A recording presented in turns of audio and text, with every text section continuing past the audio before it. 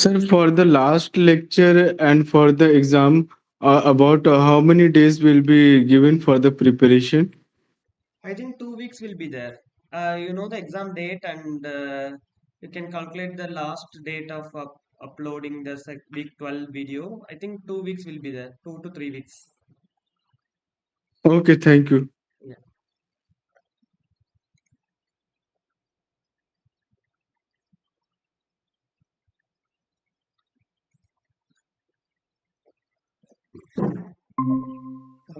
Good evening, everyone. Let me start the session. We'll give an introduction. Let's just join. Good evening. This is Saravanan, PMR scholar and research fellow of NIT Tiruchirappalli. I am under the guidance of Dr. S.T. Ramesh sir, the professor and dean academics of NIT Tiruchi, and I am taking this NPTEL course, wastewater treatment and recycling, as a part of PMR of TA ship. So we are in the sixth week of our course, and this course is actually taken by Dr. Manoj Kumar Tiwari sir from IIT Kanpur, and I am assisting him in taking the live sessions, problem solving sessions. So every Monday 6 to 8 p.m. we are taking this problem solving session. First 1 hour we are going to discuss the same lecture material what sir has discussed in the lectures, and other 1 hour we are going to discuss the old assignment problems. Okay, so as of now, we are in the stage of secondary wastewater treatments. So first week we have discussed about what is wastewater, what wastewater treatment, why we need to treat the wastewater. In the second week we have discussed how much wastewater we are going to treat, how to calculate the quantity. In the third week we have discussed about the quality parameters, what is the physiochemical characteristics of wastewater. Okay, so last week we have discussed about the primary treatment system. That is, the first is the screening. Second is the grit removal. Third one is the primary sedimentation, and a small treatment unit called equalization tank also. Not treatment system, it is a tank we have discussed. Okay, so that all contribute the preliminary as well as the primary treatment of wastewater. Screening, grit removal, followed by primary sedimentation. So what and all we have removed as of now. Uh, Let me go with the lecture material. So hope my screen is visible. Mm, so as of now we have treated in the in the screening we have removed the larger suspended matters like wood drags, textiles, plastics and all. Followed by grit chamber, we have removed the bigger or inorganic particles like sand, silt, kind of things. Then followed by primary sedimentation tank, suspended organics we have, so readily settlable organics we have removed. That is the suspended organic matters. Now we are having a treated water, primary treated water, which is having dissolved organic matter. How to remove the dissolved organic matter? We need a system to to take this dissolved organic matter as a food and convert it into simpler compounds like CO2 and H2O. Then we will be having a effluent without any dissolved organic matter. Then further it will be only nutrients that will be taken care in the tertiary treatment. So removing the dissolved organic matter is our secondary treatment system. As of now, we have removed the suspended organic matters. You got it. So preliminary and primary treatment removed the inorganic matters and suspended organic matters. Now we have dissolved organic matter in our treated wastewater. What can we do with that? We are going to discuss in this secondary treatment process. And mostly secondary treatment process will be biological treatment. Okay, because this is a wastewater, so it will be following the biological treatment. Yeah. So that is all about today, this week. So, in the secondary treatment tank system, we are having a influent primary clarified water that is having that already all the suspended organics removed. Only dissolved organics are coming in. We have two systems. One is aeration tank and a secondary clarifier, and then we will get a secondary treated effluent. So this is a conventional activated sludge process we are going to use in the biological system for secondary wastewater treatment. So how to treat secondary wastewater? Mainly remove organic matter which is dissolved in target of this is the step we are going to follow in the secondary treatment. Secondary treatment or biological treatment relies only on the ability of the microorganism, because biological treatment will use bio factors, right? Some microorganism we are going to use to treat or to decompose the organic matter, that is suspended or soluble organic matters. So this organic matter will be a food for the microorganism. So like human beings, microorganism will also require oxygen and food to live. So food will be the waste what we are generating. Oxygen we have to supply. Then microorganism will eat this food and it will convert to CO2 and H2O. You got it? So we have a organic matter like CH something will be there in organic matter. We are giving a microorganism. We are giving oxygen. Then oxygen and food it will replace and it will produce CO2, H2O, and it will produce energy for their own process. So microorganism need energy for the survival, right? So it will get energy from this metabolism process. You got it? So this is called biological treatment process. So several biological reactors will be available of different configurations like single stage, multi-stage, remold methods are there. Why we are using biological instead of physiochemical treatment is physiochemical treatment for water treatment is fine, but wastewater treatment physiochemical will be highly costlier and energy it will be energy intensive process. So we are not going to use the physiochemical in the wastewater treatment. We are going to rely on microorganisms, that is a biological system. You got it? So how the microorganism can be classified, which food can be given to the microorganism, that's what we are going to see here. First, the nutrient. Based on the nutrient, it can be classified into autotrophic, heterotrophic, and mixotrophic. So autotrophic microorganism will rely on carbon dioxide or the bicarbonates. These are all because it needs a carbon as a source. So carbon dioxide and bicarbonate will have carbon that will be assimilated by the microorganism. So they are relying on inorganic items. That is autotrophic microorganism.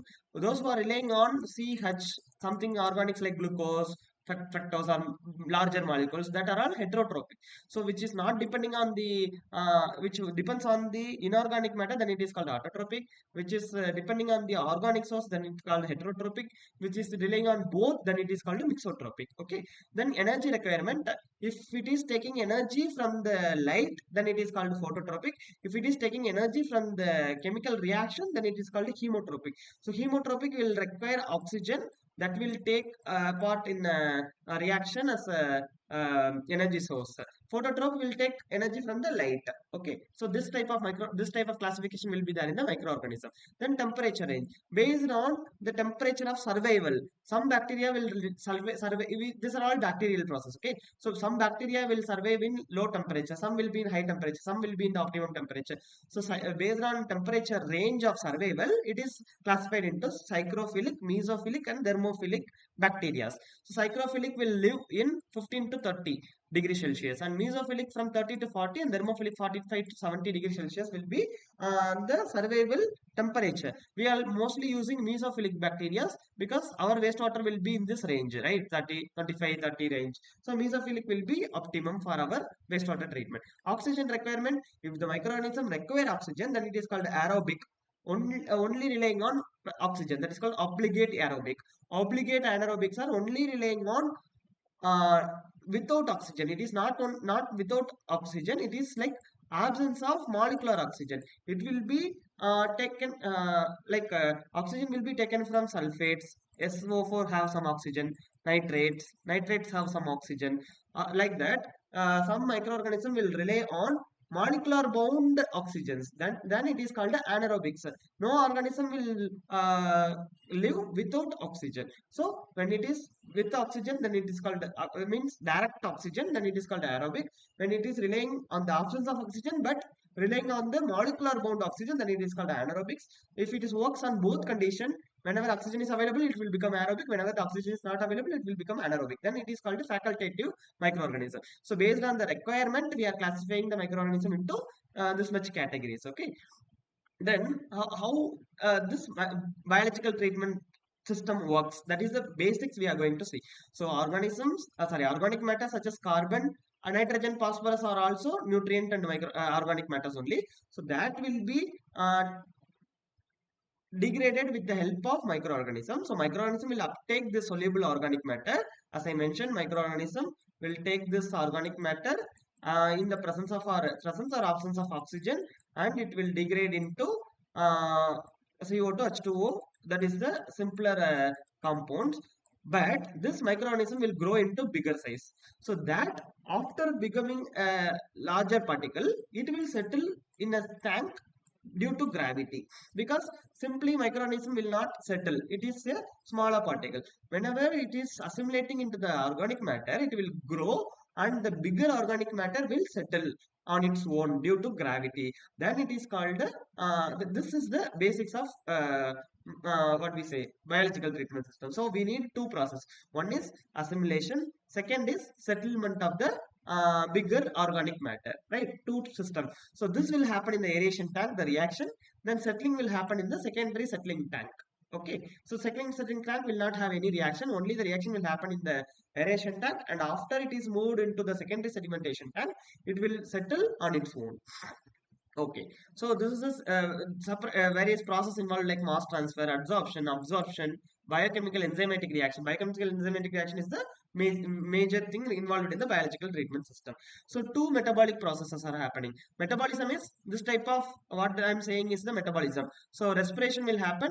That is called catabolism. Synthesis will be anabolism. So I will explain what is catabolism, what is anabolism. Whenever a microorganism degrade the organic matter, that is converting larger molecule into smaller molecule, that is called catabolism, right? You see here a microorganism is taking the organic matter and converting larger into smaller, then this is catabolism, and this energy is utilized for the growth of its own cell, then it is called anabolism, right? So this whole process is called metabolism of the microorganism. Don't get confused. The breakdown of larger organic matter into smaller organic matter is by the organism is called catabolism. The energy utilized produced will be utilized for the cell growth of the bacteria. Then it is called anabolism, right? See, organic matter is used as an energy source, transferred into stable product, that is converted into simpler compound. Then it is called catabolism. Organic matter is transferred and incorporated into the cell mass, because it's taking the carbon from that organic matter and it will be taking into its cell, and it will grow. Then it is called anabolism. The whole process of utilizing organic matter for the cell growth is called metabolism. This whole process is called metabolism of the microorganism, right? Anabolism is an energy consuming process, because it will catabolism will produce energy that will be consumed by the anabolism, and only possible if catabolism occurs at the same time, because energy will be taken from the catabolism process. The process of catabolism and anabolism is interdependent, but it will occur simultaneously. One will not affect other, but it will always occur in a pair manner, right? So whole metabolism is based on this. You got it? See, again, based on the respiration, that is, as I mentioned, oxygen is required. Aerobic organism will degrade any organic matter. Say, example, glucose. We are taking oxygen and it will be converted into smaller compounds. Oxygen acts as a final electron acceptor. So, electron will be accepted by the oxygen and it will be degraded. But in anaerobic process, our organic compound or any nitrogen sulfate will act as a energy acceptor. I mean, electron acceptor, and it will be broke down. Then it is called an anaerobic process, right? Always metabolism end product will be smaller compound like CO2, H2O kind of smaller compound will be produced as a end product. Think about again respiration. Energy derived from the respiration used by the microorganism to synthesize new cells are called anabolism process. So here another one is happening, that is the energy which is taken from the as I mentioned, from a chemical reaction, that it is called chemotropes. When it is taking from a light source, that it is called phototropes. These two are all autotropic, because it's not relying on any organic matter. But whenever a microorganism is relying on the organic matter, then it is called a heterotropic microorganism. Right? Autotropics are one which is relying on the inorganic sources, but heterotropics are one which is relying on the organic matter in the wastewater. So it will derive energy required for the synthesis through the oxidation of organic matter, but some will rely on inorganic matter using light as well as chemical reactions, that is called chemoautotropes and photoautotropes. Another one important reaction happening, that is oxidation of its own protoplasm. Whenever there is no food for the microorganism, because I am not supplying any wastewater, then the microorganism in the system will oxidize its own protoplasm to produce energy, because it needs energy, right? So it will oxidize its own protoplasm. Then it is called endogenous respiration or decay. That time it will die. That is called a decay process. So after decay, that will settle down. So that is the process of endogenous respiration. When we are stopping supplying of oxygen, the or not oxygen, the organic matter, then the microorganism will degrade its own protoplasm, that it is called endogenous respiration or decay. That process is very important. Then, as I mentioned, metabolism in the product will always be endogenous respiration, and the yield, if you compare the aerobic process supplying oxygen and anaerobic process without the supply of oxygen, energy yield will be more in oxygen aerobic process, because here there is no much energy production is happening. That is the reason is because aerobic system liberates more energy because of the oxygen presence, and thus more new cells will be produced in the anaerobic system than in the anaerobic system. So aerobic system will yield lots of energy as well as yield lots of cell biomass. That is growth of the microorganism. Okay, so hereafter I will use food or organic matter or waste we are supplying, the wastewater we are supplying as substrate for the microorganism. S is for substrate. You got it, substrate. Then the microorganism using this food or wastewater or organic matter are called biomass. So whenever I am using the word biomass, you please refer to microorganism. Whenever I am using the word substrate, then you fix on the food or the microorganism or the organic matter in the wastewater. Not the microorganism, organic matter in the wastewater. So microorganism will be considered as X, food will be considered as S. That is a substrate. You got it? Okay. So in the aerobic process, biomass growth will be higher, more yield of energy compared to anaerobic process. So what is the principles of biological treatment system? Soluble organic matter, as I mentioned, again undergo oxidation aerobically or anaerobically, generating gases like CO2, H2O, few metabolisms and new cells will be formed. That new cells, whatever formed, that is the bigger cells that will agglomerate together to form a sludge. So this newly formed organic microorganism will be bigger and form a sludge, and it will settle down in a separate tank due to higher specific gravity. So we need a two-stage treatment. One is biological reactor, which supplies oxygen, or without oxygen, it will treat the organic matter. Second tank will be sedimentation tank, where the formed sludge will settle. You got it? So the rate of substrate utilization of the growth depends on which type of reactor, batch reactor or continuous reactor. We have discussed about the reactors, right? Batch reactor is one, will have all the wastewater in, and with we will stop the supply. It will react. After full reaction, it will taken out. But in continuous system, always it will be there, always out will be there, and reaction will happen inside the tank. That is called a continuous system, right? We have discussed already. So now we are going to discuss about the kinetics, because all this will happen based on the rate of reactions. So what is the rate of reaction of this biological treatment process? We are going to discuss the microbial growth and its kinetics. See, microbial growth, as I mentioned again, food for the microorganism will be the carbon from our wastewater, nutrients from the NPK and nitrogen and potassium or phosphorus what we are supplying from the wastewater, and at the proper physiological condition, if we provide proper temperature, proper osmotic pressure, proper pH, then the microorganism will grow, multiply. It will be multiplying in a exponential manner and increase in the number. Growth requirement may vary based on the species to species, and maintaining the appropriate quantity of active microbiome is essential for the biological treatment. We have to take care of the microorganism like a baby, like a child. So we have to provide a good nutritious food. That is our wastewater. Then only the growth of the microorganism will be good and the system will work. Otherwise, the system will not work. There won't be no degradation of the organic matter. Wastewater will come out as it is. So no degradation happening. So we have to take care of the microorganism. Then we have to provide a good condition, like a good pampering of this microorganism is required. Right? Proper temperature, proper food, on time, and a proper pH condition and proper settlement. How much after growing it should be settled and it should be taken care. Then only the system will work properly. How the growth parameters will be, like carbon source, as I mentioned, based on metabolism it will be synthesizing new cells, and minerals, like minerals are required for the growth of the microorganism, like all the minerals we are getting from the wastewater itself, and COD NP ratio. For aerobic we have to supply smaller quantity of organic matter, but anaerobic will digest like sorry, aerobic will be digesting lots of COD, but anaerobic will be 350 is to 5 is to 1 only, right? Yeah, that is the COD to nitrogen ratio. Always we need a C by N ratio of, for compost and all, we need 1 is to 25, right? So for, sorry, 25 is to 1. For, yeah, for converting one carbon into CO2, the microorganism require one nitrogen. Then only the system will work properly for compost. Similarly, we need a ratio of C is to N is to P ratio. Then only the nutrient will be taken care by the microorganism and it will be degrading the COD present in your wastewater.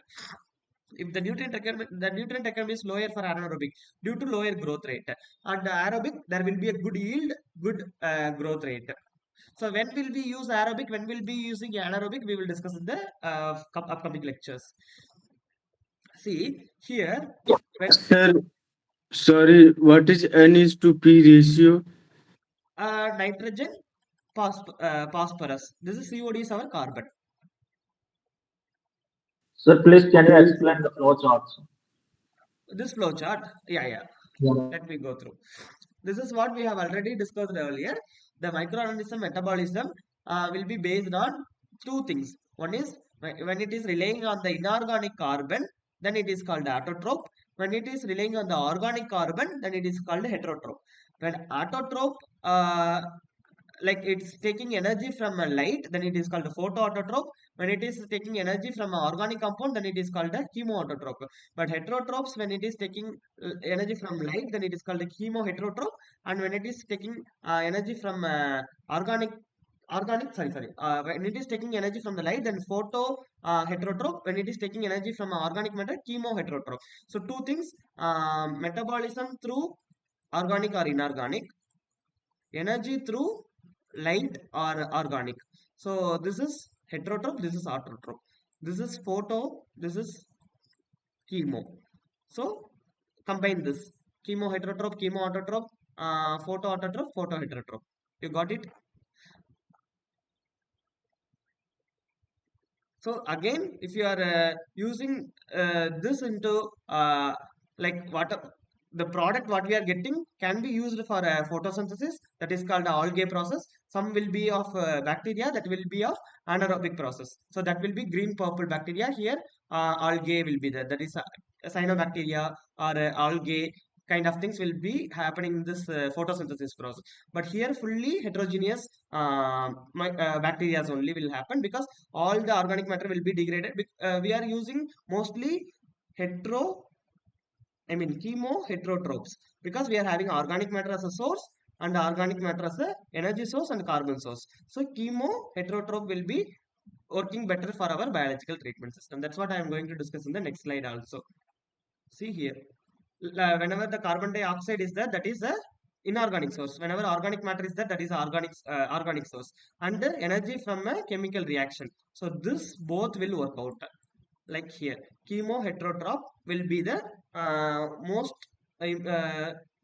like optimal method used in the biological system of secondary wastewater treatment system. You got it here? Other things will work with the natural wastewater system, but in a engineered manner system, chemo heterotroph will work out. That requires again aerobic or anaerobic process. That will be depends on the supply of oxygen what we are giving to the system. You got it? So we need two. One is carbon source, other one is energy source. So carbon from inorganic carbon or organic carbon, energy from light or organic matter. That's it. If it is inorganic, then autotroph. If it is organic, then heterotroph. If it is a light, then phototrope. If it is organic matter, then chemotropes. You just combine this. Yeah. Again, as I mentioned, we need to provide a good optimal condition for the bacteria growth. So how to give that conditions? First condition is the temperature, because all the bacterial growth will be temperature dependent. So whenever the bacteria will not grow good in lower as well as higher temperature. At the optimum temperature, its growth will be very high.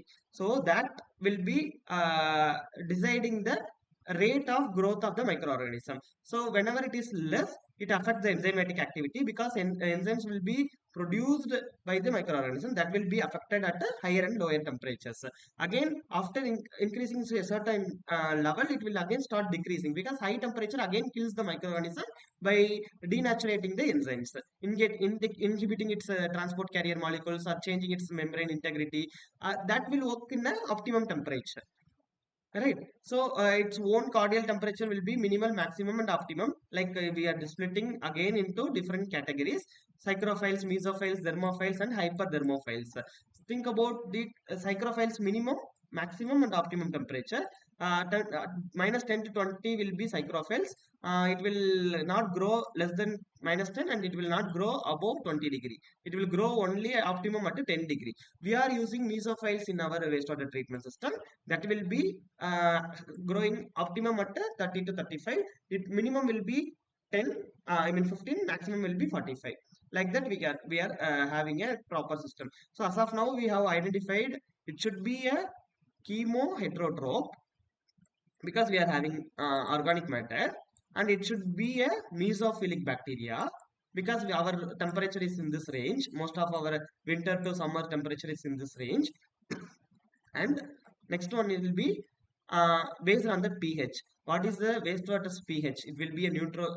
If it is a neutral pH, then this bacteria will grow. Neutrophiles, acidophiles, alkalinophiles. Then based on the oxygen requirement, as well as again aerobic, anaerobic, facultative, osmotic pressure. Osmotic pressure will also inhibit the growth of microorganisms. So that based on that also we have classifications of microorganisms. Then hydrostatic pressure, that is the water's pressure. Okay. Then association under biofilms, that is how the microorganism is growing by attaching with the system, or it's suspended in the system. Think about a glass of water having the microorganisms are growing on the surface of the glass, then it is called attached growth system. When it is growing on the water suspended, then it is called a suspended growth system. In advanced oxidation activated sludge process, we are using ASP, we are using suspended growth system. Some treatment like trickling filter, rotating biological contractor will use this attached growth system. So bacteria will be attached, water will come, it will be treated, and it will be taken out. Here, microorganism will stay in the system, water will come, treat, and go out. You got it. Here, outer that is the effluent water will also have some microorganism present in that, because the continuous system will have the same concentration will be coming out, right? So that is the concept behind that. So this all requirement we have to satisfy for the biological treatment systems. So how the microbial growth will be, growth kinetic will be following. Like, see, food and nutrients will be given, the available microbial cells will be taking care, and new cells will be formed. Energy will be emitted, that will be taken to again form the new cells, and reaction products like CO2, H2O will form. If it is a batch process, then limited food will be available, because we are already packed some water. Organism will be there. Initially, more organic matter will be there. It will be taken, and after some time, organic matter will reduce. So limited food and nutrient supply. But in continuous system, always food will come, so it will be having renewed food and nutrient supply. So continuous process will work better in this type of wastewater treatment system based on the time. So here, as I mentioned, X will be the biomass, that is the organic matter. S will be the substrate, that is the food or the uh,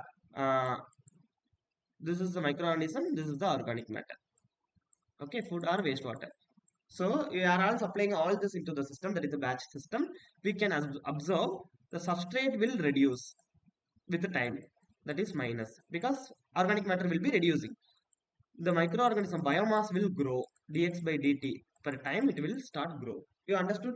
substrate will reduce, biomass will increase with the time. So ds by dt will be minus, dx by dt will be plus. This is the base.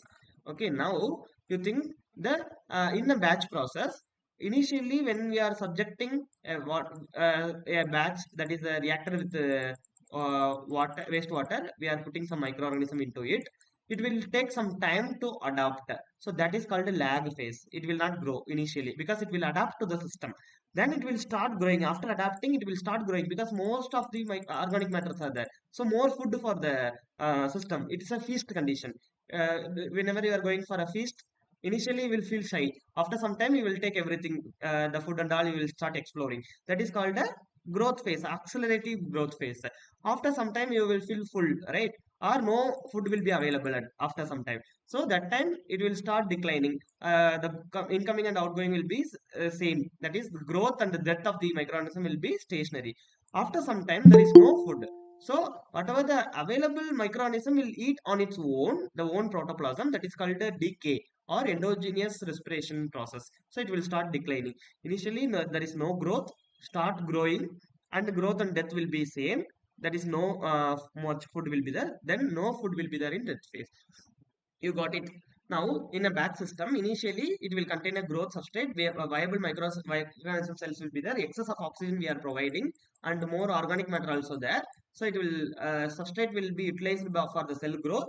Over some time, substrate will decrease, biomass will increase, and the growth rate and pattern changes with the time. See, initially it will start worrying, then it will start growing. After some time, too much crowd, then it will start declining and it will be dying. You got it. So this phase is called lag, exponential, stationary, and death phase. In lag phase, the same graph I have drawn here. In a lag phase, you see no much growth or no growth. Again, same in the death also, there is no growth. In between, lag phase will be exponential growth, near exponential growth. Stationary will be, again, growth rate will be nearly equal to the rate of death will be equal to the growth. So whatever the microorganism that is adding, that will be equal to whatever the microorganism that is dying. Similarly, it will be equal. So that is the stationary phase. Death phase, again, destroying its own protoplasm, that is called by lysis, and due to substrate limitation, I mean no food, that is a limit of food, then it will start dying, right? It's in the batch process. But if you compare with the continuous process, there is no problem with the food because always food will be supplied. That is, wastewater is coming in. So there is no problem for food. Here the controlling factor is how much food we are giving to how much microorganism. That is called food to microorganism ratio, F by M ratio. Okay, so that is that will control how much microorganism there in the system. In batch process, the time controls because the COD is fixed. Initially, we are supplying 1000 milligram per liter of BOD in water. So the water will not be changed until the reaction stops. That is a batch. So it will be based on the time. But in continuous system, always 1000 will be maintained. So the growth of microorganism is based on how much food is there in the system, based on how much microorganism is there. So if there is a low food to microorganism ratio, then food will be less, microorganism will be more. This condition is food availability is lower condition, endogenous growth phase prevails. Endogenous growth is whenever there is a less food, microorganism will start using its own protoplasm. Higher F by M ratio, more food, lesser microorganism, food availability is abundant, growth phase will be exponential. This we will be following. So this we are going to fix with the F by M ratio. We can fix the continuous system. Okay, but this is called a fasting condition. This is called a feasting condition. The microorganism will be in fasting, microorganism will be in feast. Okay, so we have to always maintain the continuous system in low food to microorganism ratio. Why? Because endogenous growth will be prevailing. After endogenous growth, the whatever the microorganism that is new cells are formed, that will have a good settling property. That's why we are using maintaining low food to microorganism ratio in the continuous process system. You got it? Because see, biological reactors will typically operating in a declining growth phase. That is low F by M ratio phase. Sufficient F by M ratio will be provided. Microorganism will be in at least constant. So biomass produced at a lag phase is poor settling property compared to endogenous phase, that is more stable microorganism will be there. So I want a more stable microorganism that can easily form a flock and settle. That is a sledge. I don't want the suspended microorganism. So I will provide low F vibration in the continuous system. Right? See, this is the endogenous growth phase we are maintaining in a continuous growth system. So I am maintaining a medium food to microorganism ratio, not high, not low. Now coming to the kinetics. So everything will be discussed in the time series. So always it will be the rate, how much it's happening at what time. So I am going to discuss, as I mentioned, X is the microorganism, S is the food substrate. So microorganism will be directly proportional to how much microorganism present in the system. So rate of microorganism growth will be how much microorganism present in the system. So I am converting this into a constant called mu. That mu is called specific growth rate. So I am adding a rate constant. This is a constant. So that will be having mu as a specific growth rate. Dx by dt equal to mu into x. So if we can change mu to this side, dx by dt, x will come down. So that is called 1 by x. Whenever the x will be x naught, that is maximum microorganism present in the system, then mu will become mu max. That is the maximum specific utilization rate. Then another one factor called y, that is the yield coefficient. How much yield of microorganism will be? The yield in the sense microorganism we are getting as a yield, right? We need more sledge. I mean, not more sledge. More sledge indicates more COD removal. So if you want more yield of microorganism, I need to convert all the organic matter. So dx by ds, how much microorganism produced per substrate. So 1 kg of COD will be utilized in producing 1 kg of microorganism. Then it is y will be 1. You got it. So how much new cells are produced or biomass produced per unit of substrate utilized. That is called y, yield coefficient. So based on this factors, here there is no substrate place. All microorganisms are based on microorganism things only. Now I am fixing it with the substrate. That is called the monod kinetics. Monod kinetics is the widely used expression for the biological treatment system. So monod kinetics is the basic for microbial growth. So think about the growth of microorganism. I am using the substrate in the x-axis. I am using mu in the y-axis. Mu is specific growth rate, right? So at a rate of mu max by 2, mu max is the maximum growth rate. Half of this will be mu max by 2. At mu max by 2, the S will become Ks. That is called half saturation constant. So I am having an equation called, I want to find mu, then I can use mu max into S by Ks plus S. So if I want to know how much microorganism growth rate will be there at a given food, then if I have to know the maximum substrate utilization, the maximum specific growth rate and the half saturation constant. All these constants are known, then I can find the growth rate. You got it. So mu equal to mu max into, this is important formula, S by Ks plus S. Okay. Yeah. So based on this, we have lots of treatment processes like advanced activated sledge process, trickling filter, rotating biological contractor, sequential batch reactor. This is a batch reactor, and the sequential batch biofilm reactor, membrane bioreactor, membrane bed bioreactor, fixed bed bioreactor, anaerobic reactors. These are practical nowadays in the system. Now SBR they are using in the wastewater treatment in industries, malls they are using. Even in TNPL we have visited in last month, that is also using MBBR system, moving bed bioreactors for the treatment of their wastewater. So all the systems are now in field. So based on our condition, our requirement, characteristics of the wastewater, we can choose the biological treatment system. But ASP is as of now using widely in sewage treatment plants. So what is ASP now? ASP is the most convenient unit. It has two tanks. One is aeration tank. Other one is the settling tank. So aeration tank will, the primary treated water will come in. I am supplying oxygen. Already it is having the microorganism in it. So it will degrade all the organic matter and it will become bigger microorganism that will be settled in the settling tank, and clear water will go out. The settled sludge I am again supplying here because I need a pure microorganism culture here needed. So settled sludge I will recirculate into the system. So this whole system will be my activated sludge process. So it has a aeration tank, it has a sedimentation tank for the for the settling of microorganism, then it has a pure water coming out. It has no organic matter, soluble organic matter in it. So it's like settled sludge I will recirculate into the aeration tank for the activation of microorganism. You got it. This whole system will be my activated sludge process. The volume only reaction will happen in the aeration tank. There is no reaction happening in the settling tank. Only physical settling will happen in the settling tank. All the reactions, kinetics will be happening in the aeration tank. So the volume of aeration tank will be V. That is the volume of the reactor. Reaction means this is the reactor. This is only the settling tank. Okay. So, typical design will be based on BOD, loading, food to microorganism ratio F by M, sludge age, that is theta, how much time the sludge is retained in the system, that is called sludge age, and aeration period. Aeration will be given by diffuser aerator or mechanical aerator that we will see here. So, diffuser aerator is from the bottom of the tank. I am having small holes or perforated pipe. So, that will supply oxygen into the system.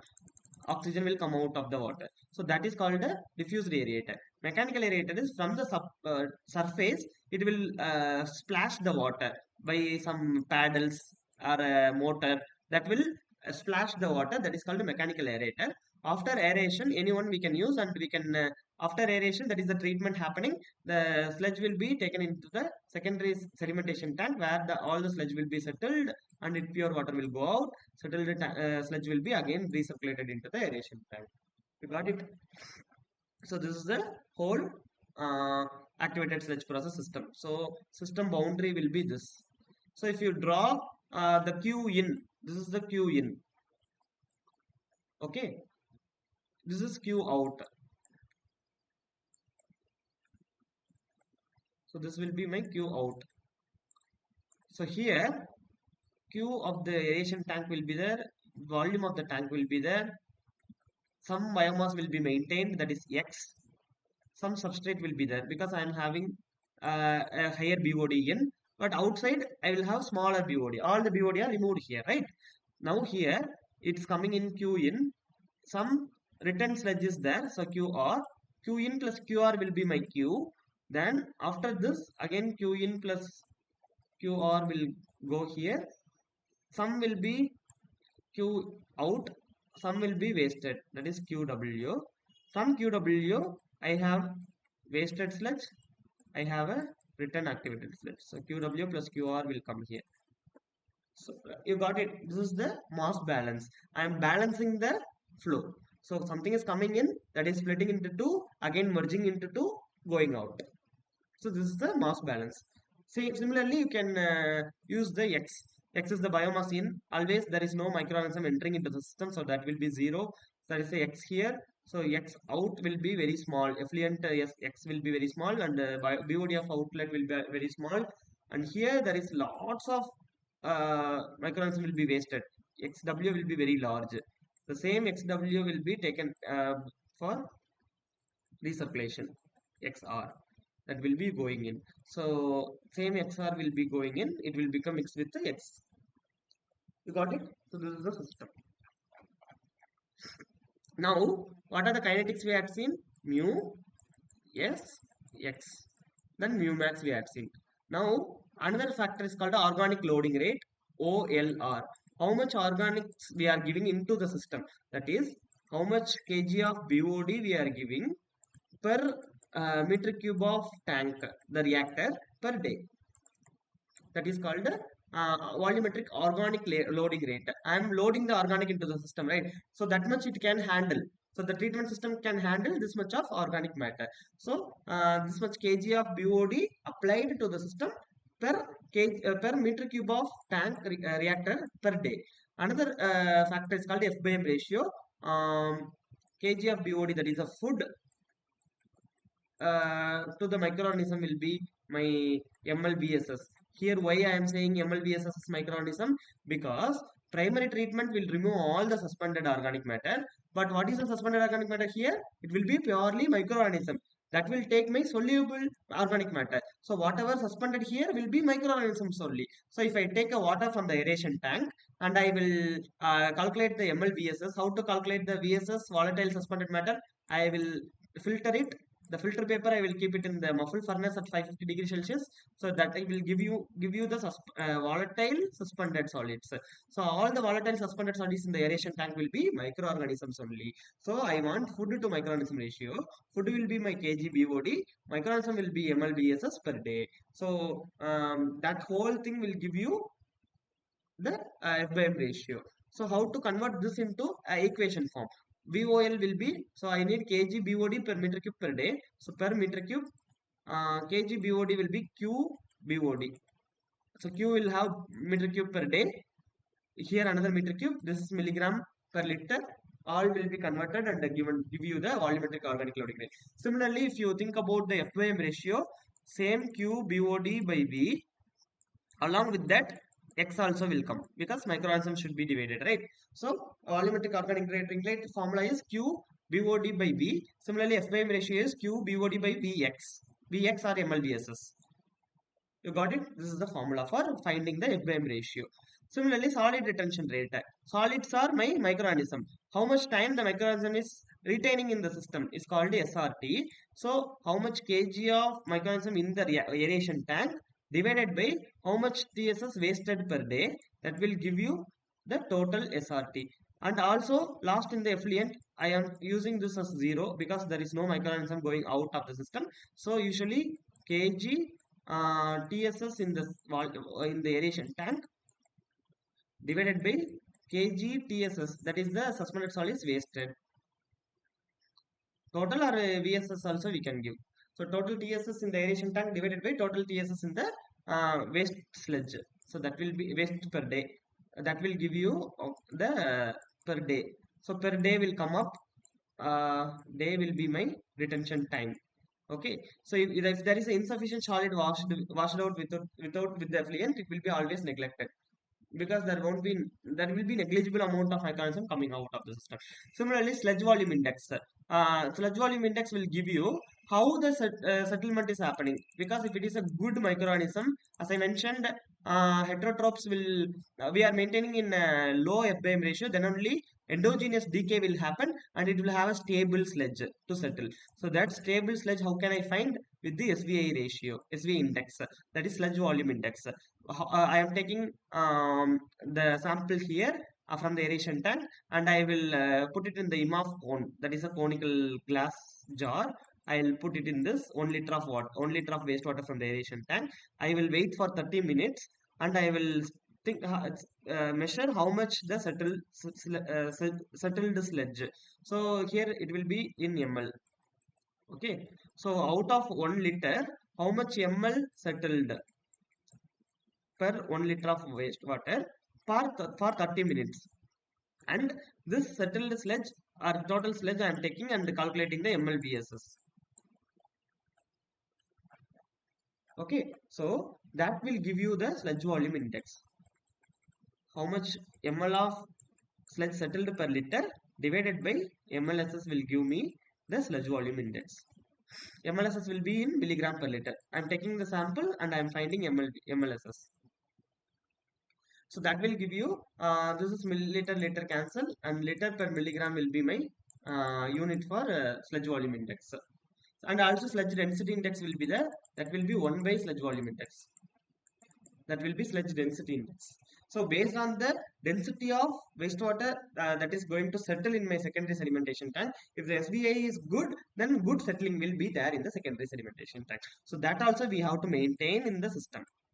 You got it? So these are all very basic. If you see, read once, you will understand the formula based on the unit itself.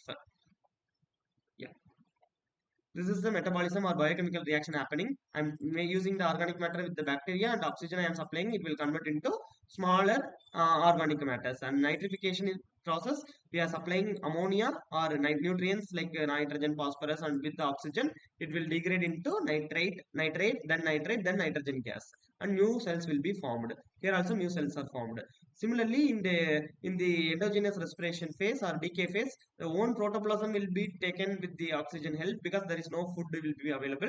It will be converted into CO2 and it will form dead cells because no new cells will be formed. That is called a decay process. That dead cells will be settled in the secondary settling tank. Right.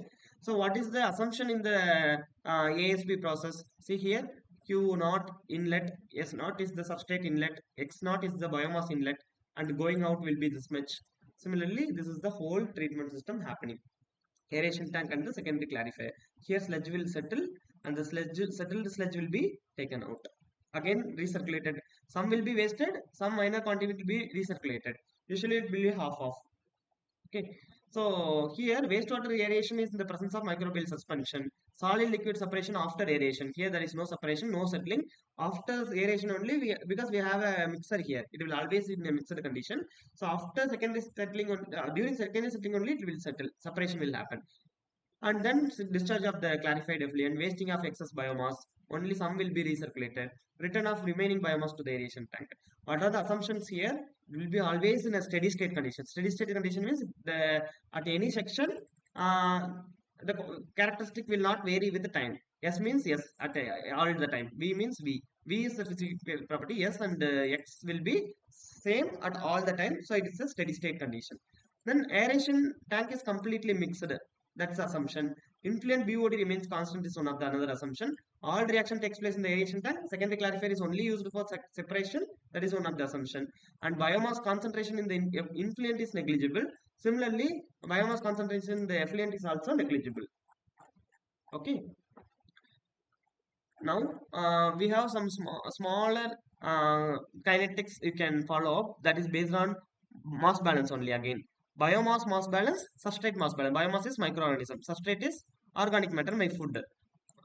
So microorganism is if I am balancing influent and effluent biomass, influent biomass plus biomass production is equal to effluent biomass plus wasted biomass. Right? In a tank, I am giving a, I mean, as a system, if you consider both as a system.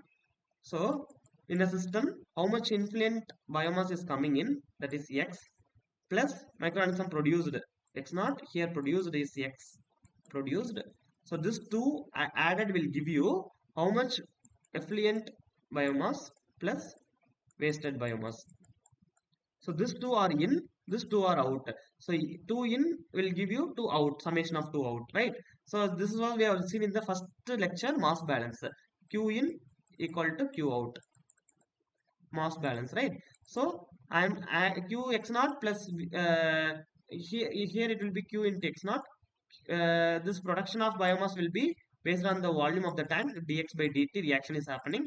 Effluent biomass will be QE into XE, QW into wasted, right? So if you balance all this, you will get this steady state biomass mass balance. Similarly, substrate mass balance, if you go, influent substrate, that is Q naught into S naught. Similarly, out will be QW S. Effluent it will be S. In the tank also it will be S. So volume into ds by dt. All this will give you here why minus is coming because substrate is taking by the microorganism. Here microorganism is producing. So always dx by dt is plus, ds by dt is minus. Others will be same. Instead of x, we are putting s. Right? Yeah. So if you use the same monod kinetics here, you will with the mass balance and monod kinetics, you will get 4 formulas. One is dx by dt in tx equal to qw xr by vx formula. Another one major formula is MCRT, that is the mean cell residence time. Sometimes the sludge retention time can be called as my mean cell residence time, theta c. Theta is sludge age or solid retention time, that will be converted into theta c, that is a mean cell residence time. The formula is Vx by Qw xr plus Q naught minus Qw into Xc. So if you derive this, you will get the equation, or you just remember for the examination point of view. Maximum 4 formulas from this lecture will be the important formulas. I will give you in a separate sheet. I think you can see the uploaded sheet in the drive. Google Drive, I have given a separate formula sheet. You can simply remember that for the examination, right? So the volume of the aeration tank can be designed with this formula: Q theta C Y S naught minus S by X into 1 plus KDC. All are constant here. Theta C is a constant. Y is the substrate utilization rate, yield coefficient. X will be the microorganism. S will be the influent substrate. S will be the substrate in the system. Kd is the decay constant. All this constant, if you substitute, you can find the volume of the aeration tank. So with this formula only, we are designing the aeration tank. Similarly, another formula is how to calculate the substrate at any time based on Ks, Kd, theta c, y and k. Okay, with all these values, you can find the S value. So as I mentioned, F by M is food is BOD by microorganism is mlVSS per day. So how to use this? Q into S, that is the substrate, that is a BOD, by mlVSS is X into B. So if you use this as a theta C, then S naught by theta into X.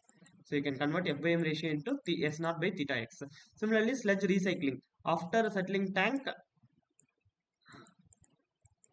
how much is going to recycle will be QR by Q. Recycling based on total Q will be X by XR minus X. Based on how much biomass is present, based on the how much microorganism is present, we can recycle the excess sludge will be wasted, and the remaining sludge will be recycled into the aeration tank. So as I mentioned, SVI should be between 50 to 150 to get good settling in the secondary settling tank. So all this concept rolls on how to design the aeration tank, how to design the sedimentation tank. So to be a good settling in the sedimentation tank, we need a SVI of 50 to 150. So to maintain 50 to 150, how much aeration we need to give, how much BOD we need to supply, that is the organic loading rate. Based on that, we can find the volume of the tank, where the biological system is happening, reaction is happening. So there the biological kinetic parameters like mu, y, KD all are playing role in the system. So with this all, we are framing formulas using monad kinetics as a base equation. You got the system? So I will give you a consolidated sheet of formulas. You can simply remember, and you can use it for the examination, or you can derive if you can. Simply you can derive with the ds by dt formula and dx by dt formula. If you know both this and the monad kinetics mu equal to ks by 1 by ks plus k, that also you can use both. If you combine, you can use the derive the formula. And you have to remember the mass balance of biomass and substrate. Oxygen, how much we need to give, that is based on how much food we are degrading, divided by the ratio of BOD5 and the ultimate BOD, that is the F ratio, BOD5 by ultimate BOD. Sorry, L not. Similarly, oxygen requirement, when theoretically this is the oxygen requirement, but 1.42 gram of oxygen is required for per gram of biomass produced. So that also we need to subtract. So Q into S naught minus S by F is the original theoretical oxygen requirement that need to be subtracted to get the actual oxygen requirement. Similarly, if you are having nitrogen degradation in the system, that also need to be added, because we need extra oxygen for the degradation of nitrogen. If only carbon is the source, this much is enough. If you are degrading nitrogen also, then total oxygen you need to give is this much. Okay, so dissolved oxygen of 2 milligram per liter in the aeration tank is required throughout the mixing of the solids and liquid phase. Otherwise, the bacteria will also die. So we need to maintain a proper oxygen of 2 milligram per liter, and we need to calculate the total oxygen requirement. Based on the total oxygen only, we can supply with the pump. Okay, 2 pumps are required or 3 pumps requirement. Based on the oxygen requirement only, we can design the bottom of the aeration tank. See, this is the range of design parameters.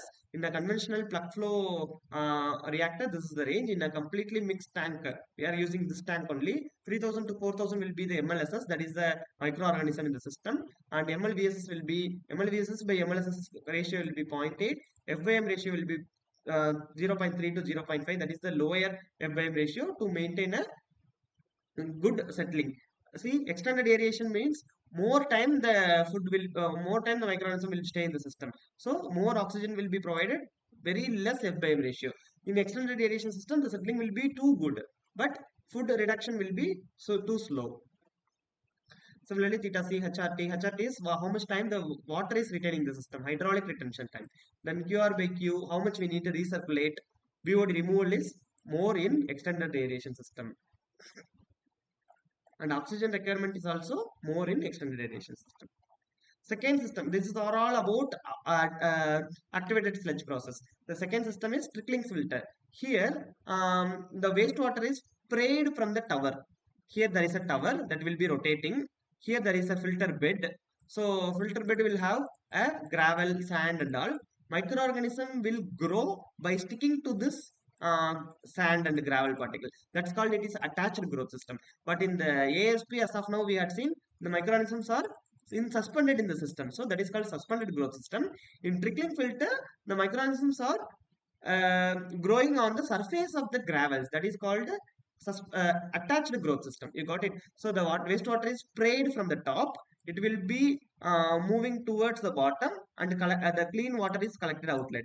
So all the organic matter in the wastewater is taken by the microorganism in the surface of the gravels, and it will take the organic matter. Pure water will come out after the filtration process. You got it. So this is the biological reactor, aerobic condition only, fixed bed. So the water will be trickled. That's why I called it trickling filter. Organics are aerobically degraded by the biofilm covering the filter material. So it can be a gravel or any plastic material, PET material. So there at the surface, the microorganism will grow as a biofilm. Why it's called a biofilm? Whenever there is a surface, first layer of microorganism will form, second layer, third layer, fourth layer, like that a biofilm will form. Whenever the bottom layer will not have any oxygen, then it will detach. Again new biofilm will form. So that's the process happening in the trickling filter. So what's the advantage of trickling filter? It can be operated at any range of organics, like lower to higher, because microorganisms are always attached to the system, right, to the filter bed. So see, the tower will always rotate in this manner, in a circular manner, and it will spray the wastewater into the filter. And efficient nitrification will happen because we are slowly giving the wastewater, and more aeration we are giving. So nitrogen also will be degraded along with the carbon. Small land area is required, not much, because on aeration tank we are eliminating. And but we are having high capital cost, high energy is required in the system. Okay, and the main problem is clogging of the filters or clogging of the pores in the trickling channels, because wastewater will have oxidize in this area itself, and it will form organic matter, sorry, biofilm in the nozzles, and it will clog the nozzles. So that is the problem with the trickling filter. So we are moving to the rotating biological contractors. So here there is a drum kind of wooden drum kind of thing, or a plastic drum. So if you see the side view, there are two drums, and if you see the front view, you have a drum. So the drum will rotate in a clockwise or anti-clockwise manner. All the microorganism will be present on the surface of the drum. Wastewater will be staying here. So microorganism will come in contact with the wastewater, and it will go up. Oxygen will be taken from the atmosphere, and again it will go into the wastewater. Again it will take the organic matter, it will come out, it will take the oxygen from the atmosphere. So it will continue. But in the ASP process, we are supplying the oxygen, water will be moving. In trickling filter, water will be moving from the top, microorganism will be attached, and oxygen will be taken from the atmosphere. Here, similar to trickling filter, the microorganism is attached growth only, but water is not moving, water is stagnant. Microorganism will come in contact with the wastewater, and it will take again come out, take the water, oxygen, again go in. You got it, the process of oxidation here. So plastic media discs are there, it will pass through the wastewater. The microorganism biofilm will go through the wastewater. It is a contrary to the trickling filter, and rotation of the shaft alternately exposed. So it will be exposed to get the oxygen, again go in. So it will be oxidized. The main advantage of this is high contact time, so it will easily see the drum. The drum have all the microbes in it, so it will splash and rotate. So oxidation will happen. Degradation of organic matter will also happen. Shorter contact period, easily you can take out the water faster, no risk of channeling, no clogging problem and all, low space only required. But the problem is continuous electricity supply, contact media, we have to change often, it will not available locally, high investment cost, and we have to protect from sunlight. Otherwise, algae will grow on the surface of the media because it will have repeated oxygen contact, right? So algae will grow. So sunlight we have to stop. Other problem because it will be splashing water. So other problem will be there. Permanent skilled technical labor will be required for the RBC kind of system. So that's but still most of the STPs are using this type of aeration tank followed by sedimentation tank. The whole system of activated sludge process only they are using. Why it's called activated sludge process? Whatever the sludge we are having that will be again sent to the aeration tank to activate. That's why it's called activated sludge process for the treatment of organic matter. In the trickling filter, and trickling filter are also somewhere using in the STPs, but clogging will be the most problem, and mosquitoes, this type of other problems will be there. And rotating biological contractor will be for smaller population cities or industrial requirement we can use. You got it? So if you have any doubt, you can ask me. In the derivation of the formula also, you can ping me. I can derive and give you the proper thing. If you have any doubt on the derivation, you have to remember the formula, the major formulas alone. That is very important from exam point of view. So if you can't understand anything, you please let me know. I will explain again. Sir, activated sludge process, Uh, and there is I have doubt regarding that. yeah, please, sir. Also, 1 minute, sir. Yeah.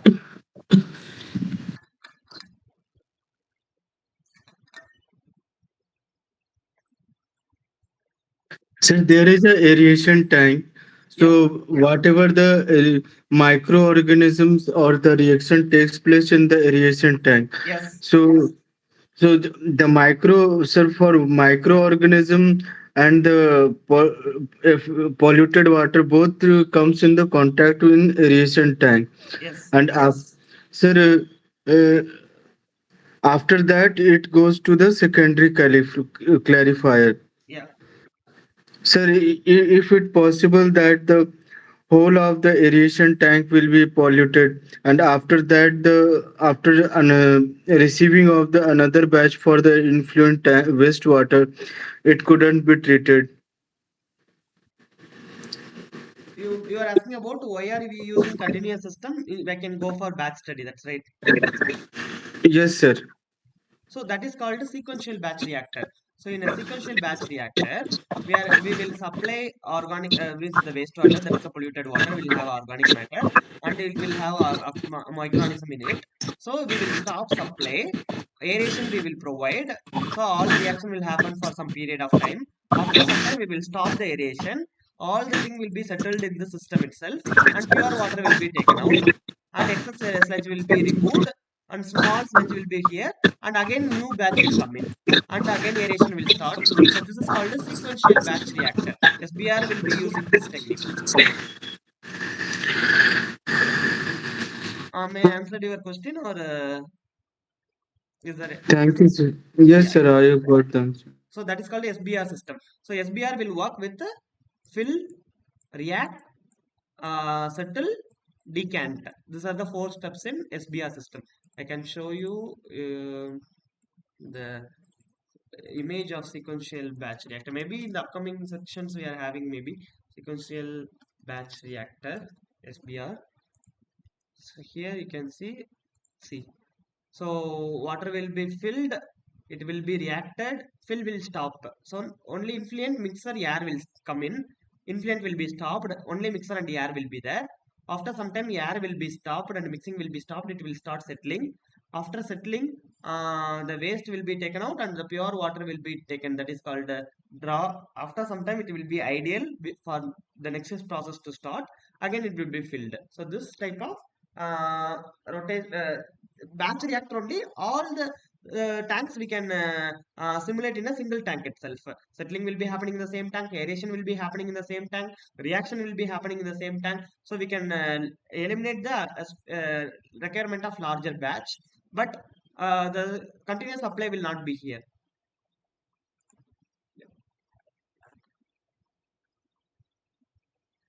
Similarly, you can add some biofilms, a plastic media into the aeration tank.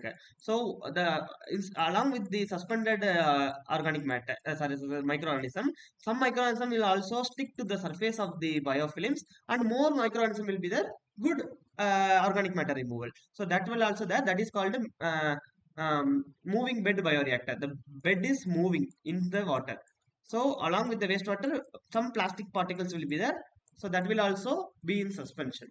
Now it's not a simple plastic particle. It will be having a large pores to accumulate the microorganism, kind of specially made polymers. That's called moving bed. Bioreactor only having moving bed. So this type of systems are also there. Yeah. So if you have any question, you please let me know. Otherwise, I will move on to the problem solving sessions.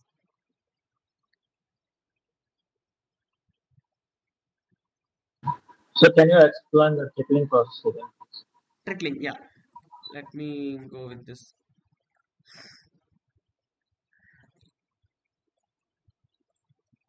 Where is this?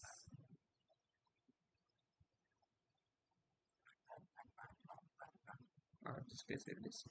So in ASP, as I mentioned, any microorganism, oxygen is required. So in trickling process, we have a bed of sand or gravel or plastic, any medium will be there. So it's a media, filter media, we can say.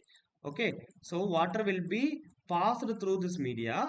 Microorganism will be grown on the surface of the media. This is an attached growth system. So that will be staying always in the system. Only water will pass through the system and it will come out as a fresh water.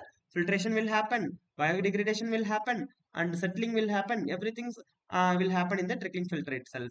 So here there is a tower with the umbrella kind of structure with lots of openings here.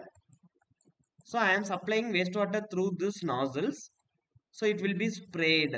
So during the spray, the oxygen from the atmosphere will be taken into the wastewater and it will move. So the microorganism will get oxygen as well as the organic matter. So it will grow. You got it. After some time, the detached microorganism will also come. So we need a settling tank to clean that. After settling, we can take out the clean water from this trickling filter. You got it? Sir, I got it. Yeah, Yes, sir, I got it. here we have lots of mechanism. I can explain the mechanisms of trickling filter in the next class. I think we have 8 mechanisms. Biofilm will form at the top. That's called as Matsu layer. And filtration will happen, settling will happen, tube settler kind of things will also, because it will pass through a bigger path to come down, right? So that is a tube settler. The trickling filter can act as a tube settler. And what are the types of filtration happening in the trickling filter? That have 4 again mechanisms like impaction, interception, like kind of different mechanisms will happen to settle the particles. Yeah, this is all about the trickling filter. But the problem is smaller nozzle, so it will always clog because we are not supplying water, we are supplying wastewater.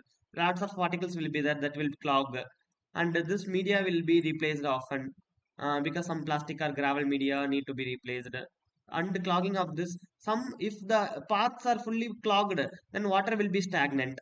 Then mosquito other problem will be there in this trickling filter. So these are all the problems with the trickling filter. Yeah. Any more questions?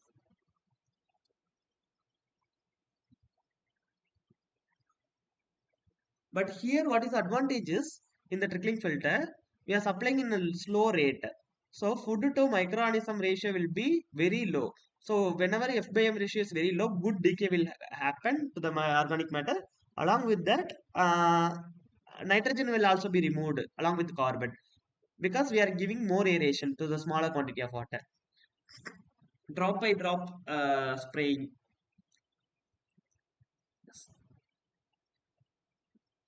So, sir, for every batch system, once the clear water is treated, then we have to check the condition of the microorganism, The whether sludge you are how saying, many. the sludge, right? Yes, and, So and that's what I told you. I mean, here in this the decant is happening. So decant of the cleared water will also happen, and the second sludge, settled sludge also we have to take out before the next batch.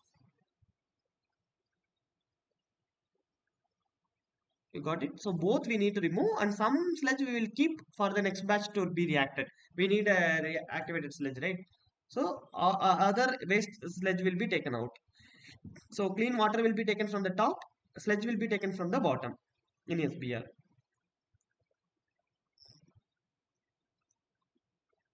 Okay, sir. Yeah. Okay. If you have any more question, you can post in the chat box. I will move on to the problem solving session for today. Please post the answers in the chat box. I will read the question. So here, coming to the first question, an activated sludge process consists of an aeration tank and a secondary sedimentation tank, and aeration tank and a packed bed filter, a secondary sedimentation tank and a packed bed filter, an aeration tank and a membrane filter unit.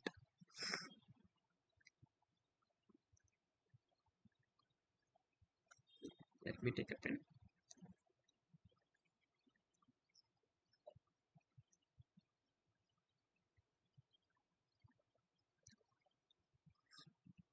Can you post the answer like A, B, C, D in the chat box? A. Yeah, A is correct because in ASP we have a aeration tank followed by a secondary settling tank. Whenever after aeration you are using a filter membrane to filter the sludge and you are taking out the water, then it is called a membrane bioreactor. Similarly, in membrane bioreactor, aeration we are giving, all the microorganisms will grow in a suspension manner, wastewater will be treated. Instead of secondary sedimentation tank, we have a filter, membrane filter. Through the membrane the water will come out. So again there is a filtration happening for the wastewater, right? That will remove the sludge as well as the uh, pure water is coming out. So this is called a membrane bioreactor, MBR. This is ASP. What we are using is ASP. Then trickling filter. RBC is rotating biological contractor. Similarly, MBBR is, as I mentioned, moving bed bioreactor. Same ASP, we are putting some uh, media. In that media, the microorganism will grow. The media will be suspended or moving. That's why moving bed bioreactor. Okay. Yes. So the ASP will have aeration tank and a secondary settling tank. Yeah. Coming to the second question, statement 1 is secondary treatment of wastewater primarily target removal of BOD. Is it correct?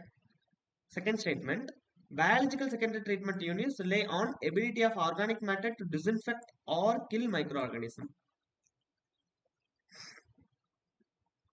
So think about both the statement and answer the question. Primary treatment is to remove inorganics and settlable organics. Secondary treatment system will remove dissolved and minor suspended organic matter. So primarily rely on BOD, that is correct. Biological treatment system will not use organic matter to kill the microorganism. This is wrong. It will use the microorganism to treat the organic matter. It's a round way. Okay. So this is wrong. So statement 1 is correct, statement 2 is incorrect. A is answer. You got it? If you have any question, please ask or you can post the answer in the chat box. Yeah. Here, see, secondary sedimentation, primary treatment focus on removal of organic matter. Sorry, impurities in the primary treatment and removal of organic matter is targeted in the secondary treatment step. And biological treatment rely on microorganisms' ability to decompose the soluble or suspended organic matters. These two statements are given in the question. Okay. Third question, please post the answer. Which of the group of organisms involve microbial decay of organic matter through aerobic or anaerobic respiration?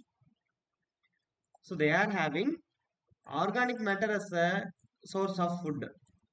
So it will come under heterotrophs. It's not autotroph, right? Autotroph will rely on light as a source. Sorry, autotrophs will rely on inorganics as a source of food. So heterotroph will be using organic matter. So they given organic matter decay. So it's a heterotroph. So for energy, what it is taking? For food, it is taking organic matter. For energy, if it uses light, then it is autotroph. Energy, if it uses organic matter, then it is called a chemotroph or a chemical reaction. Here it is using aerobic or anaerobic respiration. So oxygen will be taking part in a reduction process. So it's a chemical reaction is happening. So chemo heterotroph. All our biological treatment system of wastewater will be chemo heterotrophs. Okay. You got it? Because we are treating organic matter with the chemical reaction system. I mean, biological system uses chemical reactions. I mean, oxidation reduction process. Got it? So, hemotrophs. So, organic matter with the aerobic and anaerobic respiration or chemoheterotrophs. Hope it's clear to everyone. Yes, we'll move on. Under microbial growth in a batch process, okay, so we are having a batch system. Which of the following phase? So batch system, there is no influent, there is no effluent. So we have a system of lag, exponential, stationary, decay process. So this is the growth kinetic in a batch system, right? So in a batch system, which phases have nearly net zero growth? Net zero growth means it will be a straight line. So which phases there is a straight line? Lag, log or exponential, stationary, death phase.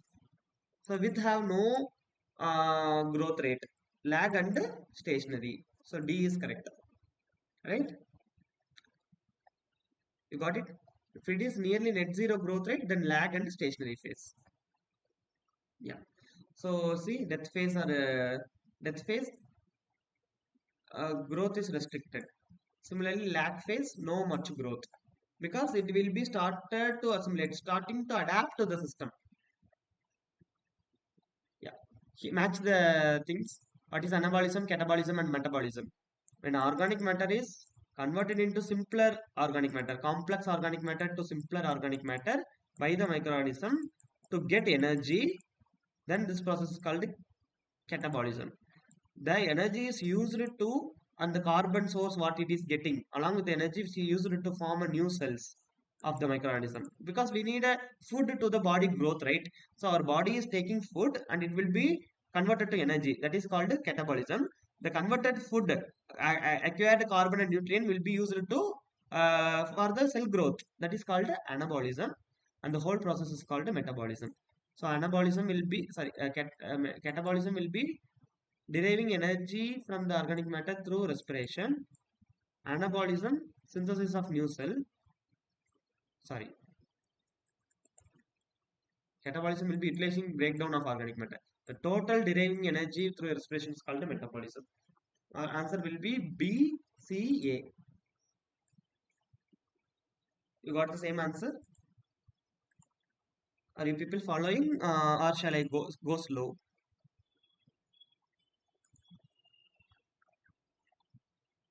No, sir, it's okay. Okay, yeah. Then I will move on. So anabolism is synthesis of new cell. Catabolism is utilizing and breakdown of organic matter. Metabolism is the whole process of deriving energy further through respiration. Got it? So BCA is correct. BAC. BAC.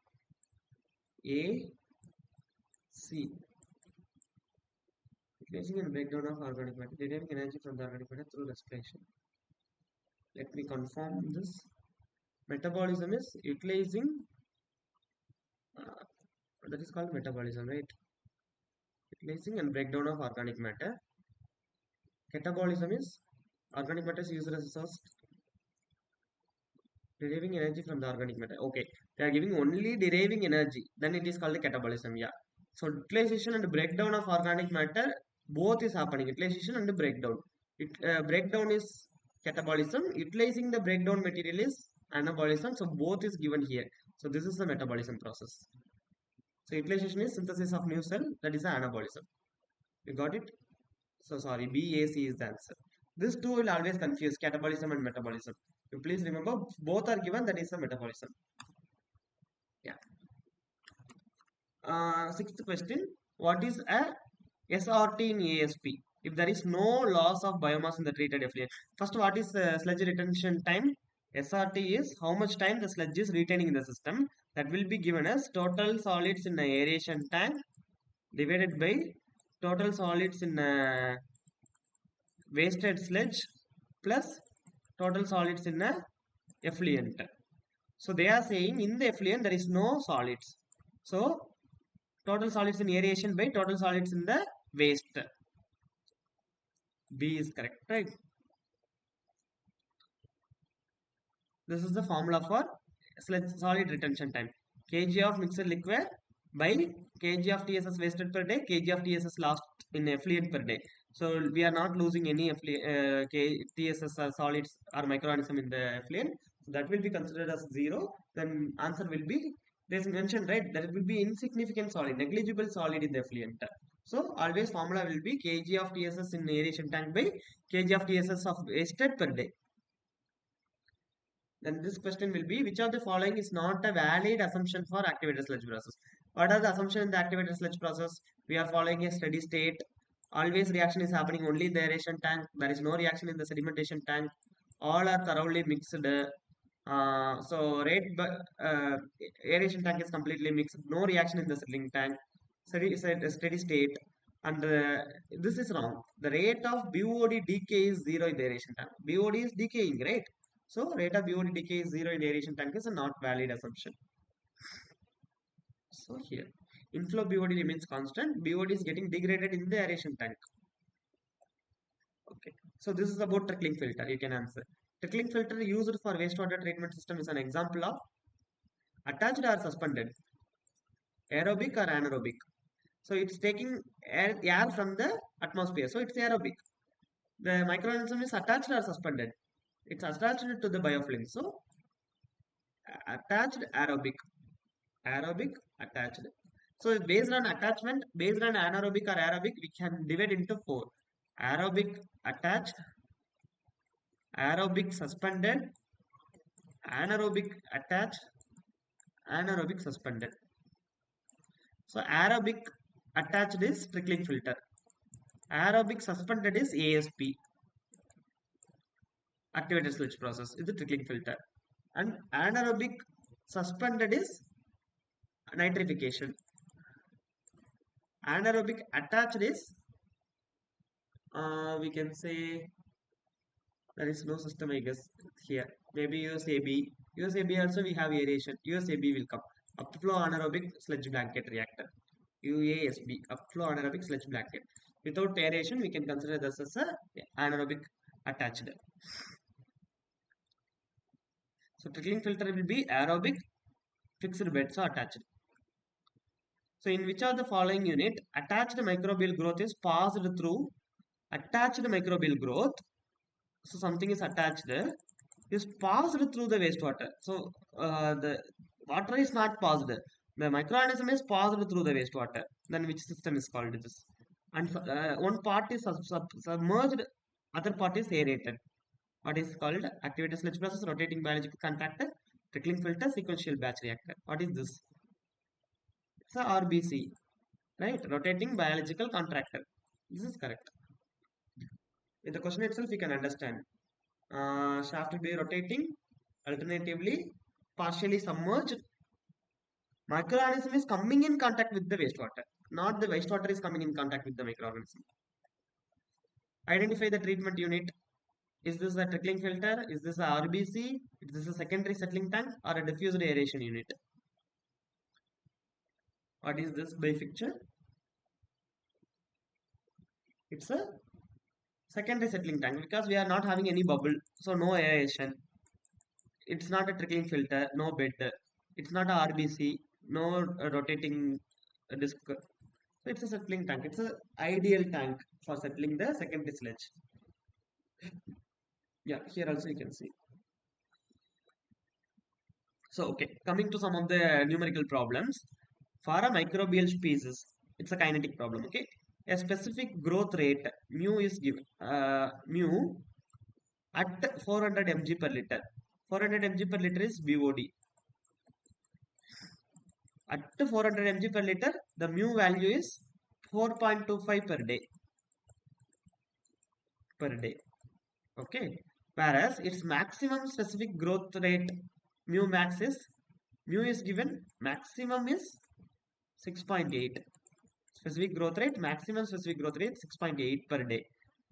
Now, they are asking half saturation constant, that is Ks. We have seen in the graph, S is in the x-axis, mu in the y-axis. Mu max is this much. So half of the mu max. So always it will follow a exponential graph. Half of the mu max will be my Ks value. That is the half saturation constant. So this will be given by Monod kinetics, right? Mu equal to mu max into S by Ks plus S. What is S? Substrate. Substrate or organic matter or BOD. BOD is my food, right? Substrate. So calculate mu max is 6.8, S is 400, Ks is unknown. Again, S is 400, mu is 4.25. So if you go this side, 6.8 minus 4.25, then cross multiply, you will get the answer. 400 by 6.8, if you substitute everything, you will get 240 milligram per liter. Are you getting? Please calculate, I will wait once. Mu equal to mu max into S by Ks plus S. That's the formula for this Monod kinetic equation. Please remember small formulas. You can crack the. I think no more bigger formulas will be asked in the question in the final exam. If they ask, they will provide some formulas. I don't know. I am not sure, but you can read once the formulas. Yeah. Here again, in activated sludge process only ASP, volume of the tank is given as 2000 meter cube. Okay. Volume of the tank is aeration tank. That's the whole reaction tank. MLVSS, that is the microorganism in the tank and in the written line. So X is given in the tank, XE or XR written is given 3600. Written will be always higher, right? After settling, it will be more. That we are taking into again. So this is 600, 3600. This is 12600. What is the recirculation ratio? What is recirculation ratio? QR by Q, right? We had seen. So what is the formula for QR by Q? X by XR minus X. So we have XR minus X. So what is the formula? 3600 by 12600 minus 3600 will give you 0.4. So if you know the influent quantity, you can find how much you can recirculate. You got it with the recirculation ratio. So this is the answer. Recirculation ratio QR by Q formula is X by XR minus X. Another problem. In a city of 7.8 MLD Seaway, so Q is given 7.8 into 10 power 6 or 10 power 3 meter cube per day. So that is the Q value. BOD is given, so substrate is given, influent. So inlet is Q naught, S naught, 240. From a city it is coming. So influent is always O, effluent is always E. Treated at activated stage treatment with the unit with the following design parameter. Mean cell residence time is theta C. By BOD in the treated water is SE. Inlet is 240. Outlet is 10 only. So we are treating 240 milligram per liter of BOD, and after treatment we are getting only 10 milligram per milliliter. As per the effluent standard we had discussed in the second week, always it should be less than 30 milligram per liter. Then only we can discard in the public water bodies. Okay. So SE is 10, so we can discard. MLVSS is to 3000. It's given. That is X. Y is given as 0.4 kg per kg per day. That is 0.06 per day. Based on the information, answer the following question. The effective volume of the aeration tank. V they are asking. Volume of the aeration tank. So there is a formula for the volume of the aeration tank. You can see here. Q into theta C into Y into S naught minus S by X into 1 plus KD theta C. We have Q 7.8. We have theta C, mean cell residence time. We have Y. Y is given, right? 0.4. KD is given 0.06. Again theta C. Influent BOD is given, effluent BOD is there, right? That is, what is effluent BOD? Whatever there in the aeration tank will come out. So effluent BOD is always 30. 10. So 240, 10. If you substitute everything, you can find the X is again MLVSS. So you can substitute everything, you can get the volume of the tank. Are you following up? Can you able to understand this? All the data will be given, no much complication in derivation and all. So remember, so this is a design criteria. If you know you want to know the volume of the tank, you can use the kinetic value parameters. You got it? Can I move?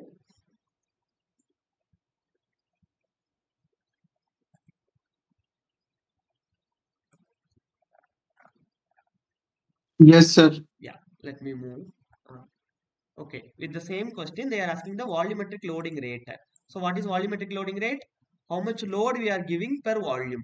Load of BOD or load of food we are giving or load of organic we are giving.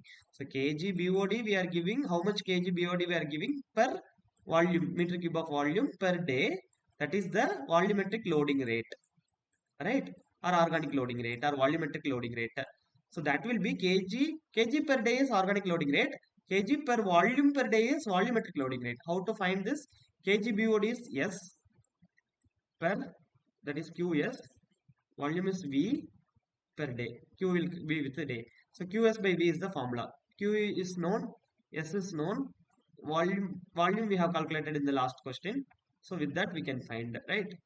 See, volume we have found as 1495. Yes, substitute that 1495 and the Q is known, S0 is 240. How much we are loading? That is given initial BOD. 240 we are loading, 7.8 million liter we are loading per 1495 meter cube of tank. So that is the volumetric loading rate, organic loading rate. Food to microorganism ratio. That is also simple. Food to microorganism. What is food? BOD is the food. So kg of BOD per day per meter cube of tank to microorganism. How much microorganism is my MLBSS or X? So how to find this? Same QS naught divided by V into X, because we are adding MLBSS. So same what we have found in the last question divided by X will give my M by M ratio, or you can say volumetric loading, organic loading rate divided by X. So that is 0.42. Okay, the same answer divided by X. What is the last question answer? 1.25 divided by 3000 kg per day. So same 7800, 240, 1495 into 3000, you will get 0.42 kg BOD per kg of biomass per day. If you know the unit, if you know the day, what is F, what is M, you can identify easily the formula itself. So try to convert into milligram or kg with the unit. 10 power minus 3 will come or not, you can identify. Okay. Okay. Again, another 15 question we can simply go through. During secondary treatment of wastewater, the influence from the primary clarifier enters the after a bar screen, after a grid chamber, after a primary settling tank. That is the primary unit, preliminary or primary treatment. After that, the primary treated water enters into the secondary treatment. What is the first unit? Aeration tank, secondary settling tank in ASP. So it will enter into. During secondary treatment of wastewater, the influence from the primary clarifier enters into aeration tank, right? Yes. Influence from the primary clarifier enters into the aeration tank in ASP. What are the other options? Secondary clarifier, it will not go. Disinfection, if it is not having any soluble organic matter, you can directly disinfect and supply. Not supply, discharge into the river bodies. None of the above is also. Yeah. Probable electron acceptor in anaerobic or anaxic reaction. As I mentioned, there are two processes, aerobic and anaerobic. In aerobic, the microorganism rely on oxygen to degrade the organic matter. But in anaerobic, it will be relying on molecular bound oxygen sulfates, nitrates, organic matter bound oxygen like CHO. So this will be taken along with the microorganic matter, and it will be simpler organic matter will be formed, right? So they are asking about the anaerobic process. What is the electron acceptor? Here oxygen will be the electron acceptor. Here organic matter will be the electron acceptor. Nitrate, sulfates will be the electron acceptor. So all of this will be correct. Okay. That's the difference between aerobic and anaerobic. Sulfates, nitrates, carbon dioxide, organic matter acts as the electron acceptor.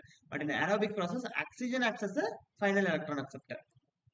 But I'm talking about the final electron acceptor in the reaction, oxidation reaction. Advantages of biological treatment system over the physiochemical process. Why we are using biological system in the secondary wastewater treatment instead of physiochemical process? Because for water we can use the physiochemical process. In wastewater we can't use the physiochemical process because it's not cost effective. It's more energy intensive. It's expensive. So Advantage of biological system is it's cost effective, it's lower energy requirement. Physiochemical is costly, it's energy intensive, and energy footprint will be there. That's what we have, higher cost and energy footprint for physiochemical reactions. Now, when organic matter is used as an electron source, as I mentioned, anaerobic.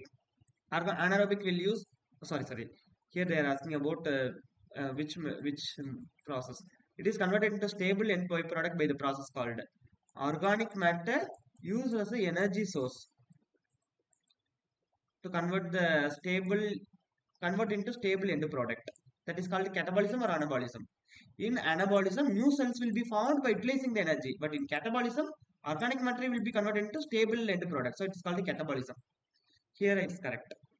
If both are given, I mean in conversion and utilization, then it is called metabolism. Don't confuse with the catabolism, anabolism as a total metabolism. Okay? Yes. Endogenous respiration. What is endogenous respiration? When we stop supplying the organic matter, but oxygen will always be there. Oxygen will be there.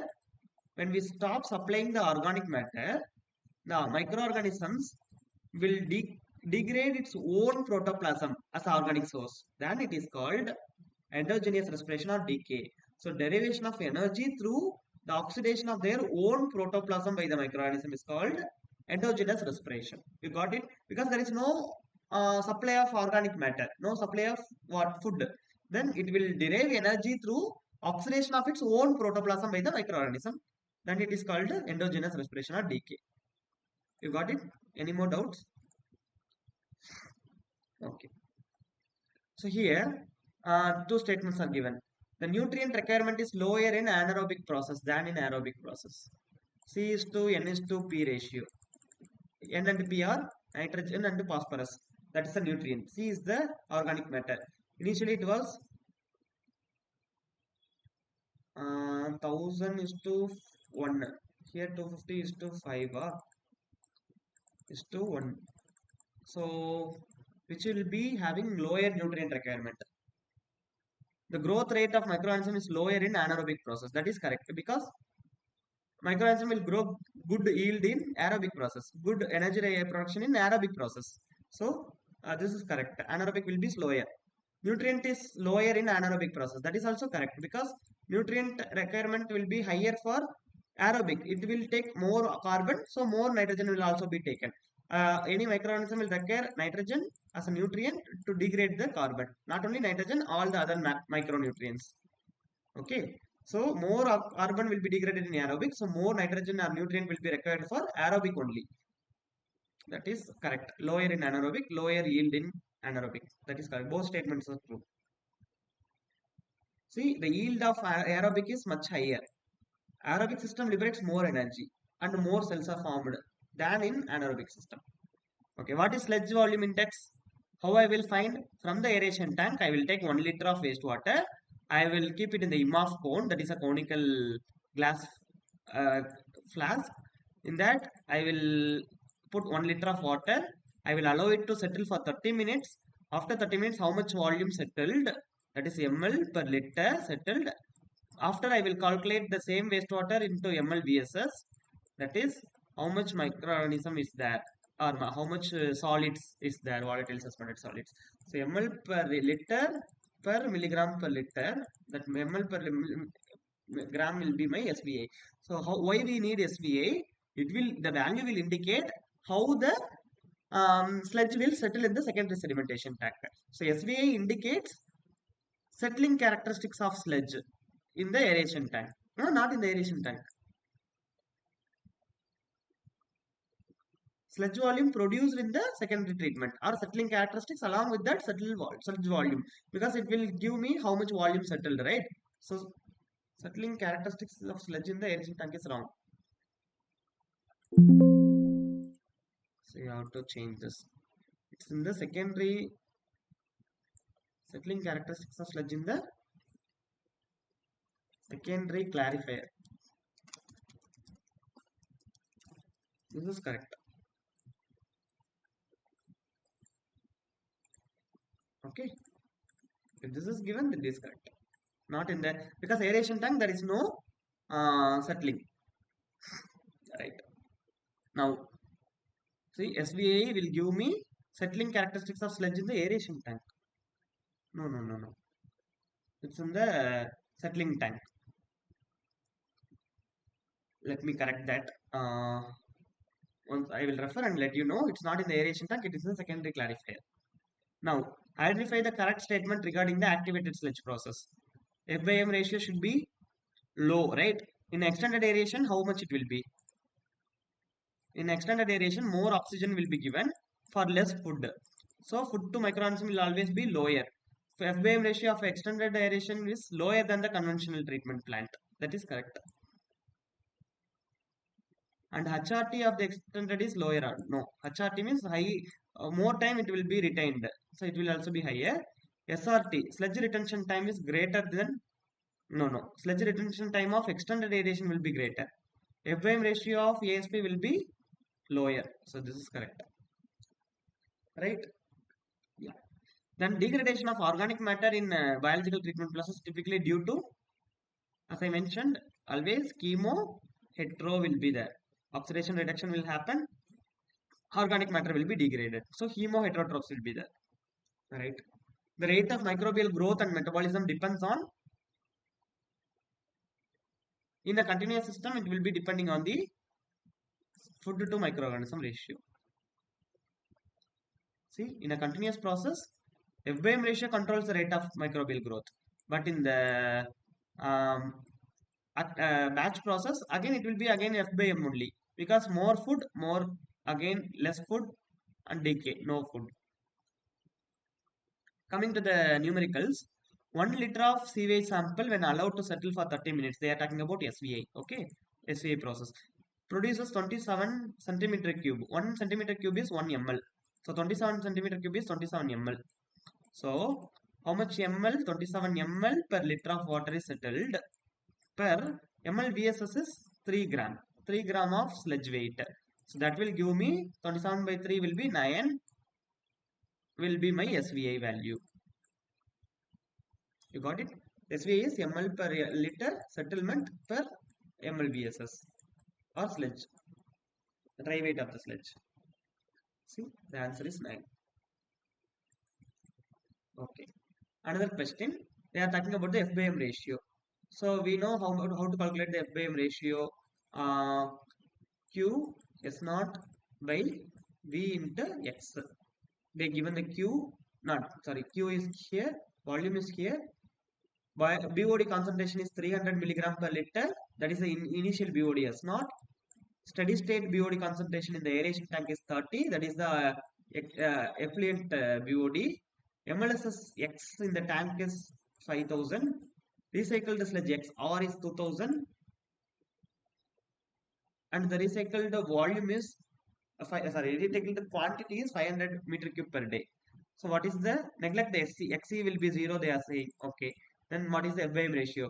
Substitute Q 5 into 10 power 6 10 power 3 into S naught is 300 divided by 8000 into X will be 5000. So you will get the F by M ratio. Got it? Q BOD by VX. Substitute all, you will get 0.0375.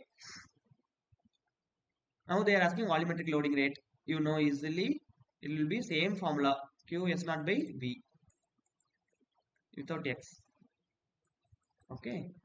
Now they are asking sludge retention time or mean cell residence time. If they ask SRT or MCRT, both are same or theta C. So don't get confused. Sludge retention time is simply called mean cell residence time. One cell, how much time it is average, that is a mean. The cell is retaining in the system. That is called mean cell residence time or sludge retention. Sludge is again the cell, the mass of biomass only. So sludge retention time. So theta C formula is Vx by QWQR.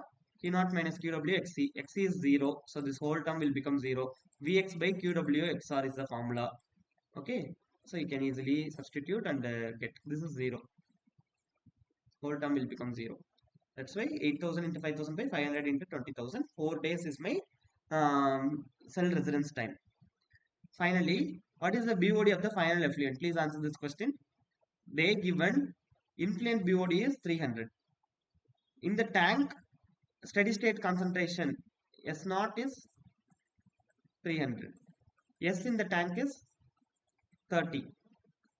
After settling, effluent will come out.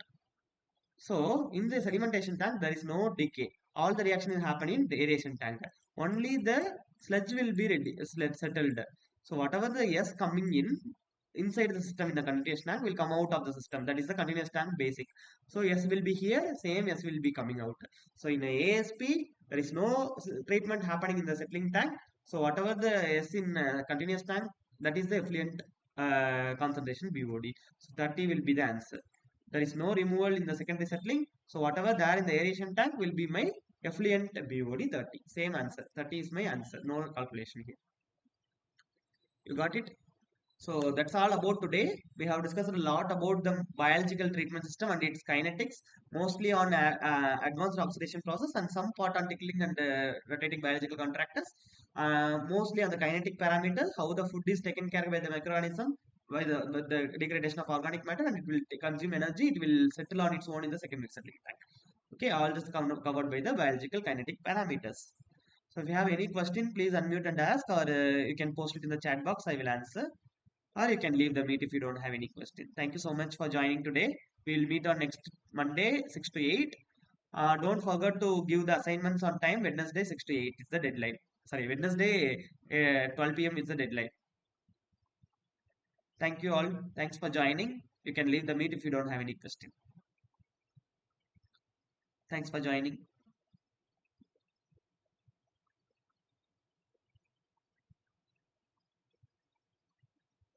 Okay. So if you don't have any question, let me close the meet. Thank you all.